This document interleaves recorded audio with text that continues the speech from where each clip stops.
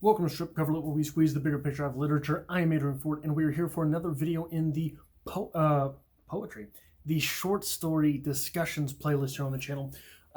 So much like the poetry discussion videos, these videos are not meant to be a full review. Those reviews happen in the reviews playlist. These videos are just discussions of one aspect or thing within a poem, or here in this playlist, a short story. And today's short story comes to us from Papa himself. It is the short story Hills Like White Elephants. Surely if you have taken literature courses at the college level, English literature courses at the college level, you probably read this short story. Though, if you're anything like me, you might not remember it.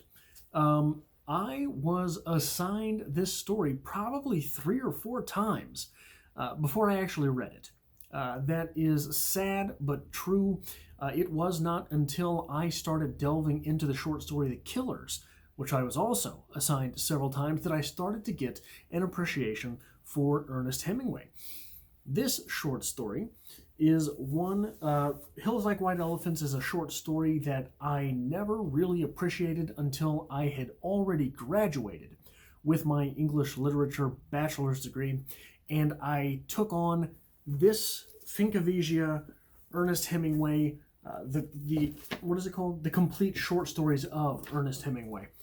That I really started looking deeper into this one and found a true love for it. So when I was an undergraduate, it was very late that I found a love for Hemingway, and like I say, it was through The Killers. But then I sort of played around with different short stories and still skipped over Hills Like White Elephants because it was so oft assigned, and I am a bit of a contrarian asshole, so I didn't really want to give in and appreciate it for what it was. But what happens in this short story, anyone who knows that it's about one particular line of dialogue. We're probably looking at 750 words, 1,000 words, technically probably a flash fiction story.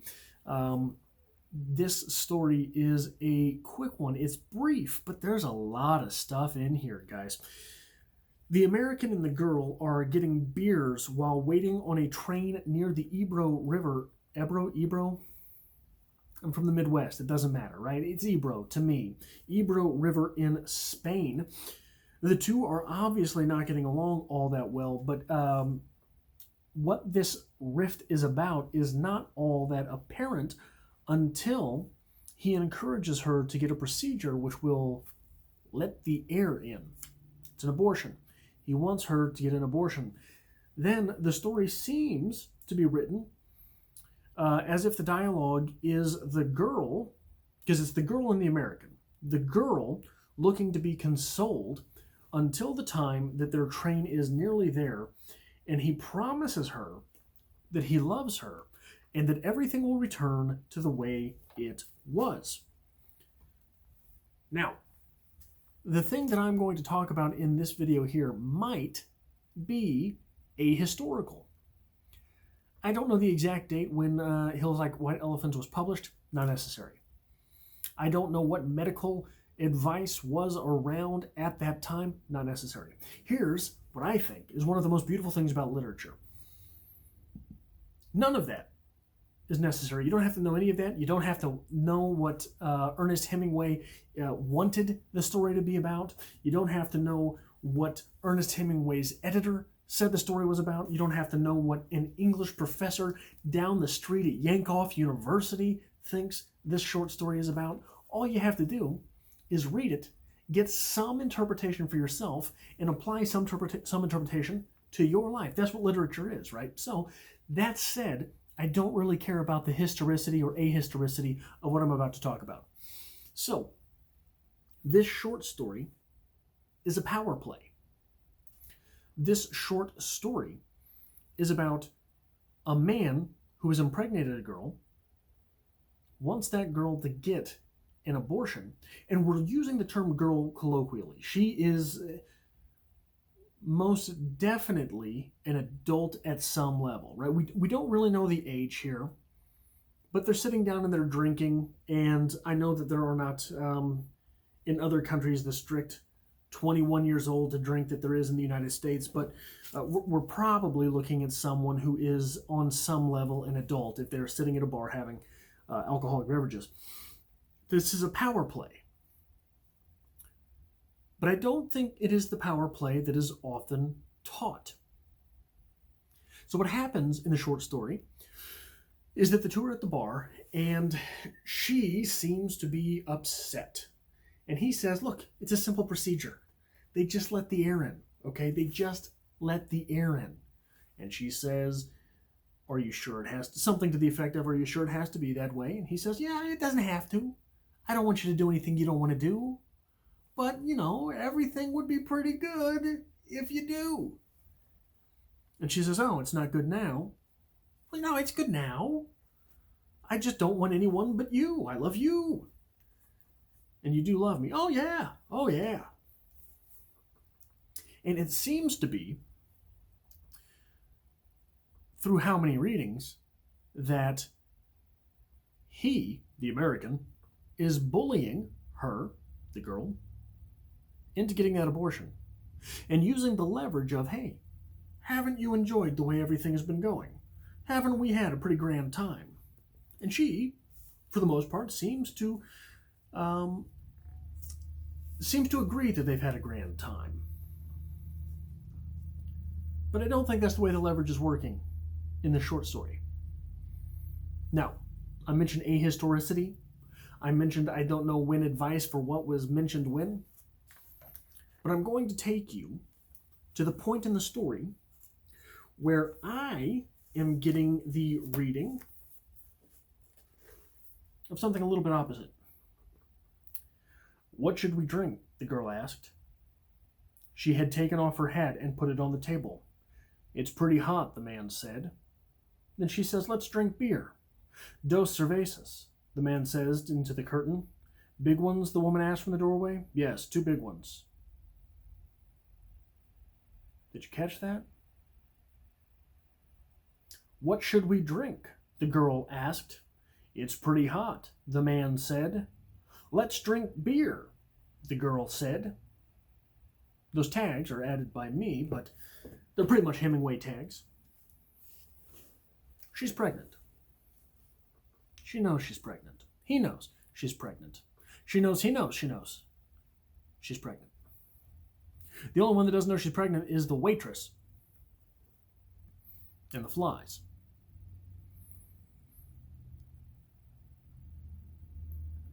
She knows she's pregnant. She's the one whose bright idea it is to drink alcohol. Now, maybe it's ahistorical to assume that whenever this short story was published, that people knew not to drink alcohol when you were pregnant. But I like this reading, so I'm going with it. She knows she's pregnant. She has the grand idea not only to drink beer, but she wants to drink Anís del Toro, an absinthe tasting drink. So if she has already made that decision, she wants to drink the alcohol. She's already made the decision through this reading, okay? Don't jump at me with, it wasn't until 1982 that we knew alcohol was not good for a fetus. I don't care. We're using this for this reading. She knows she's pregnant. It's her idea to drink. She's already made the decision she's going to go through with the abortion. She's already made the decision she's going to go through with the procedure.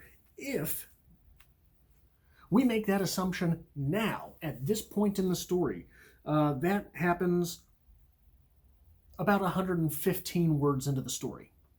That exchange happens.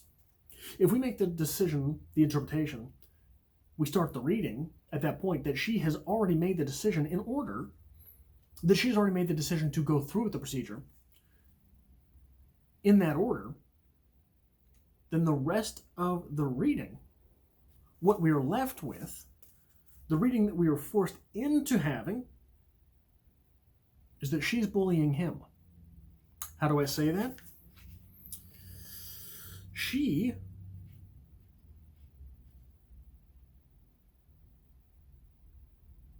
Then what? The girl did not say anything. I'll go with you, and I'll stay with you all the time. They just let the air in, and then it's perfectly natural.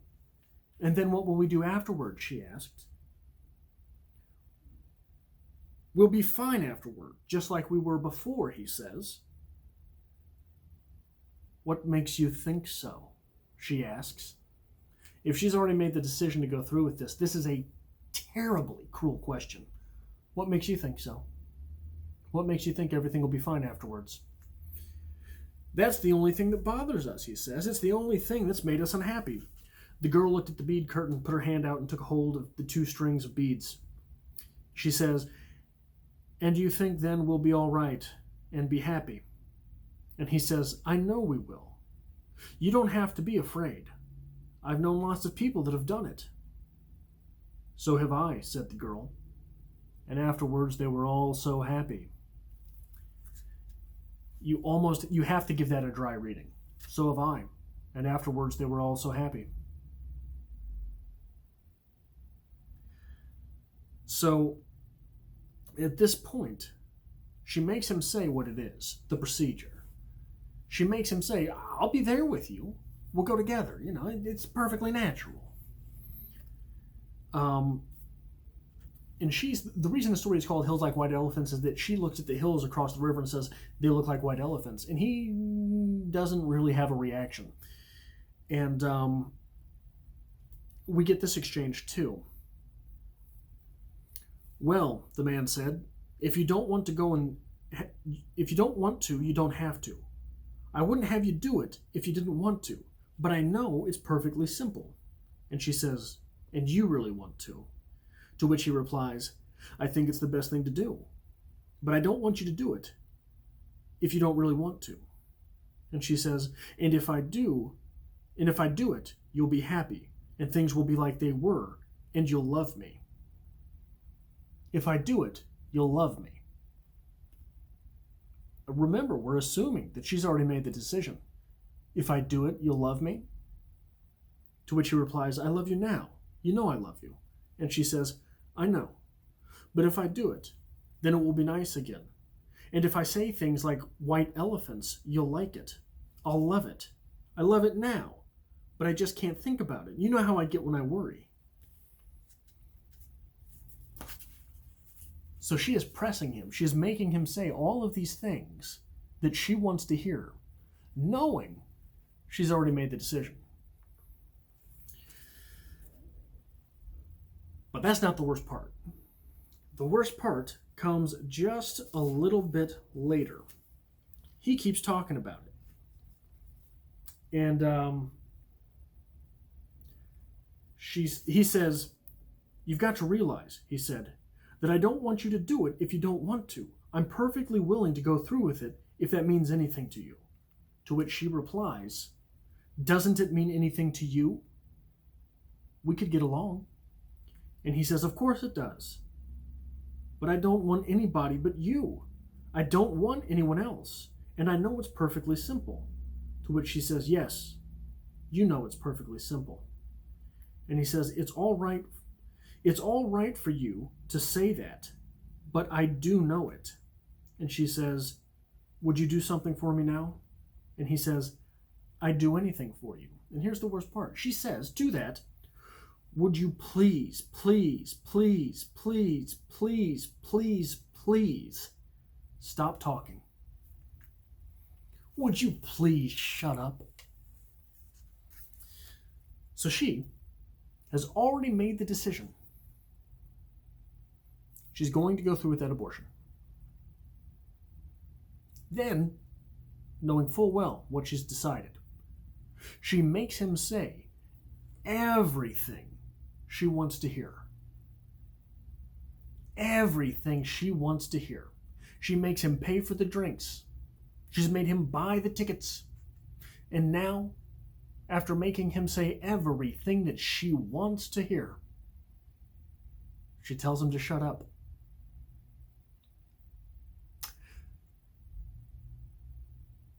This short story was always taught as a power play.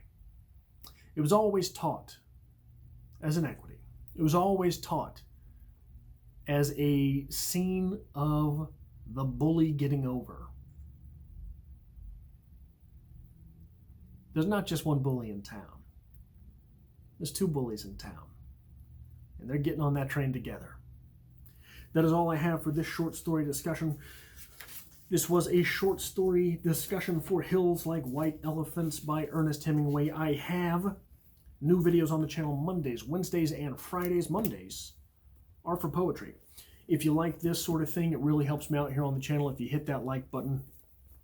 If you are here by chance and not design, and you have not already subscribed to this video or to this channel, maybe consider subscribing. All I really talk about on this channel is literature, and I try to take different takes on things. I also have a personal channel, a link to which will be found in the description below, and I hope to see you next time.